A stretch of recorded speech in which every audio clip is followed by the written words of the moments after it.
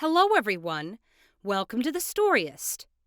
Sometimes we are too focused on the things that we have and the luxury that life offers us, not realizing that not everyone is in the same situation as we are. We often look down on others, not thinking about what they are going through and how our harsh words might affect them.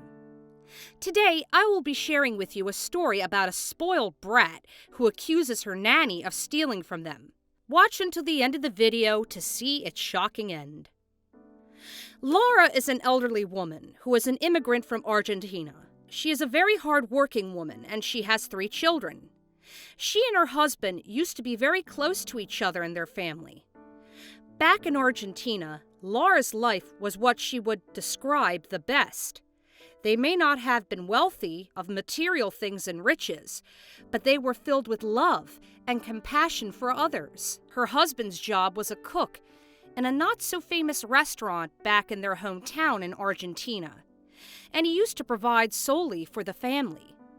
Laura was a housewife, and she would cook, clean the house, do household chores, and take care of the kids. Back then, her children were all in middle school, and she would care for them full-time, while her husband worked hard to provide them with at least everything they would ever need. When Laura was still unmarried, she used to dream of giving her future family the life they deserved. But the problem was that she herself did not finish her studies, as the family she came from was also penniless. She used to work on waitressing jobs and cleaning jobs at different restaurants just to get by. And that was also how she met her husband.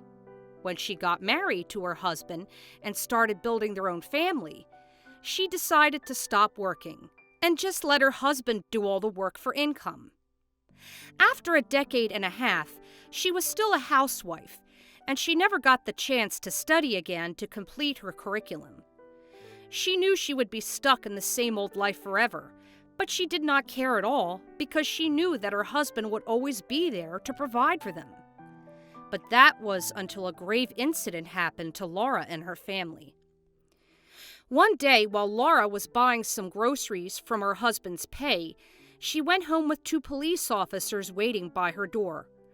Her initial thought was that something might have happened inside her home with her 3 teenage children while she was gone. Or was it a robbery gone wrong? She was so nervous. She ran as fast as she could to her front door. As she got there, she saw all her 3 kids complete and unscathed. For a moment, she felt a heavy feeling lifted from her heart. But when she saw her children weeping in agony, she immediately realized what this was all about. The police officers talked to her and told her that her husband met with a car accident as he was on his way home, and that he did not make it. Laura was devastated. She did not know what to do. She had 3 kids, all teenagers, and would be going to college soon. And she had no job.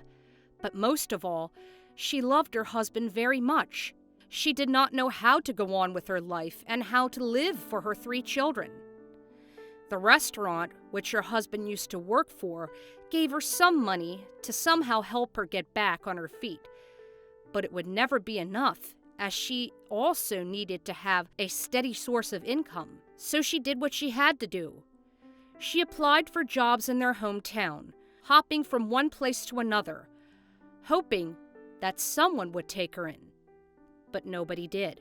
Laura was starting to lose hope that she and her kids would never make it, when one of her friends from high school reached out to her, hearing about what happened. "If you ever need a job that pays well, I know someone who can help," said a friend who is now living in the United States. "What kind of help?" Laura curiously asked. "The kind of help that will get you out of your situation, that will feed you and your entire family, and that can send your kids to a good school," replied her friend. Laura's eyes sparkled with excitement, not knowing what she would have to sacrifice for the kind of job. "What is this job, then?" asked Laura again, and her friend told her that she would be a nanny in the U.S.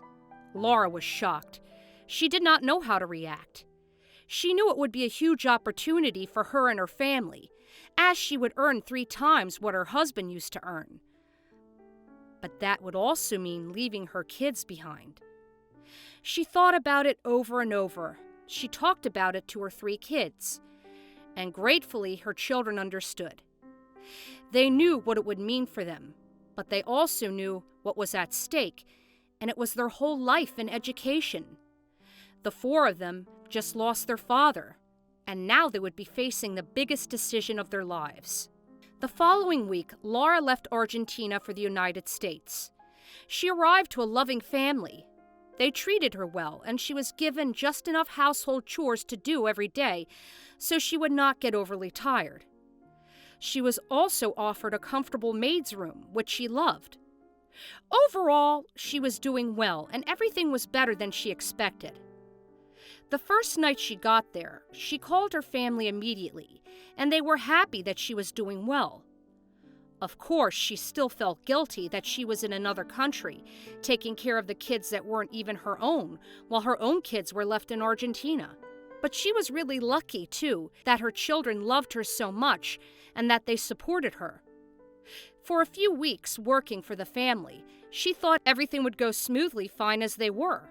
But that was when one of the family's daughters, Carol, took advantage of her kindness.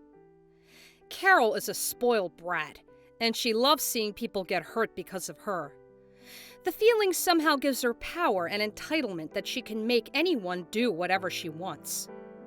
One day, she tells Laura to clean her feet for her. She is a teenager already, no longer a 7-year-old who can't clean her own feet. Despite this, Laura obeys her. But Carol is stubborn, and she keeps on tugging on Laura's weaknesses. Whenever she sees Laura talking to her kids back home, she will think of something for Laura to do, like clean her toilet, brush her hair, and make other things that she can basically do on her own. Laura starts noticing these, but she does not say a word. As Carol's family grows closer to Laura, especially her younger siblings, Carol starts feeling jealous of her. She thinks of Laura as a distraction in her family's closeness and attention to her, rather than a big help in their day-to-day lives. Because of this, Carol starts plotting on how to get rid of Laura. One night, while her whole family is away watching a movie, she decides to stay home and push through her plan. When everyone is out, she sneaks into her parents' bedroom to get a pile of huge cash from their safety drawer. She hides this under Laura's bed for her parents to find in the morning. The following day, her father notices the missing pile of cash and questions everyone in the house, including all his kids.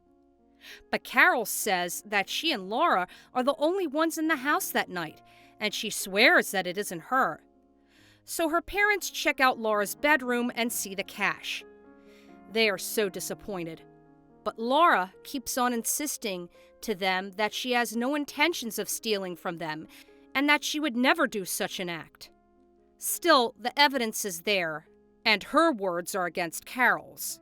She is immediately kicked out of their house. Carol is very happy having her plan go well. But then, when she goes to Laura's room to mock her for her defeat, she hears Laura talking to her children while sobbing. "I'm sorry I failed you. I miss you so much. But if I go home, there won't be any assurance that we can survive. My job here is the only thing that is keeping us alive, even though it keeps us apart as well," Laura says in between sobs. When Carol hears this, her heart drops. She did not realize the impact of her acts on others. For her, it was just a prank, but for Laura, it was her life. Carol realizes her wrongdoings, and she approaches her parents to tell them the truth. Her parents are shocked, but they are happy that Carol has changed. They bring back Laura again, and Carol apologizes to her. Since then, Carol and Laura have been best friends.